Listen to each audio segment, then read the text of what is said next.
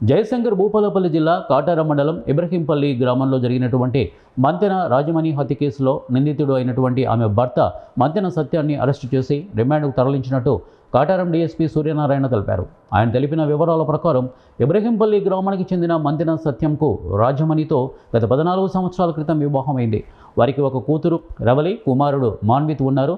భార్యాభర్తల మధ్య తరచూ గొడవలు జరిగేవి. భార్య ఇతరులతో అక్రమ సంబంధం పెట్టుకుని తనని కావాలని దూరం పెడుతోందని కోపం పెంచుకుని తన ఇంట్లో ఉన్న కత్తితో కిరాతకంగా భార్యను మెడపై కోసి హత్య చేసి పరారీలో ఉన్న ఆమె భర్త మంతెన సత్యంను హత్యకు ఉపయోగించినటువంటి కత్తి మరియు హత్య చేసిన రోజు ధరించిన దుస్తులను తీసుకుని అవి ఎక్కడైనా పడేసి పారిపోదామని బస్సు కోసం బయారం వైపు నుండి భూపాలపల్లి కాటారం ప్రధాన రహదారి వైపు వస్తున్నటువంటి అతడు పోలీసులను చూసి పరిగెడుతుండగా కాటారం సిఐ నాగార్జునరావు సిబ్బందితో అతన్ని పట్టుకొని పంచుల సమక్షంలో నేరం చేయడానికి ఉపయోగించినటువంటి కత్తి మరియు ఇతర సామగ్రిని స్వాధీనపరుచుకొని నిందితుడు సత్యంను న్యాయస్థానంలో హాజరు చేస్తున్నామని మీడియా సమావేశంలో కాటారం డీఎస్పీ సూర్యనారాయణ తెలిపారు.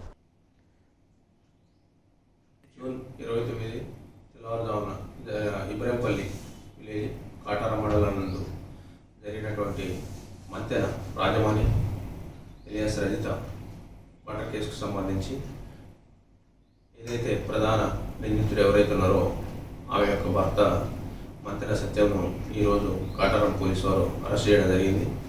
అతను మన భార్యతోని 14 సంవత్సరాల క్రితం వివాహం జరగడం జరిగింది. తర్వాత వారికి ఒక ఇద్దరు సంతానం కలిగారు.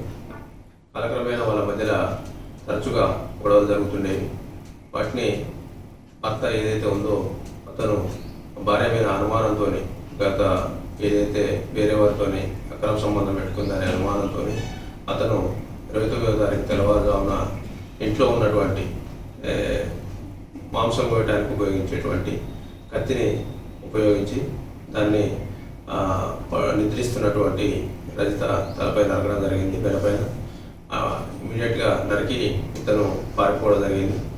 అదే క్రమంలో ఇతను ఇక్కడ నుంచి వేరే చోట్ల తిరిగి ఈరోజు అతను ఆ కత్తిని తర్వాత ఉపయోగించినటువంటి ఆ రోజు వాడినటువంటి వస్తువులు ఏదైతున్నాయో షెడ్ కావచ్చు ఇతరత్ర వాటిపైన తిరుగుతూ ఈరోజు వేరే దగ్గరికి వెళ్ళిపోదాం అనే ప్రయత్నంలో ఉండగా కాటారం సిఐ గారు నాగార్జునరావు గారు అట్లే ఎస్ఐ సిహెచ్ శ్రీనివాస్ మరియు వారి సిబ్బంది ఈరోజు నిందితుడి సమాచారం అందుకొని అతని యొక్క మూమెంట్కి సంబంధించి అతన్ని అరెస్ట్ చేయడం జరిగింది.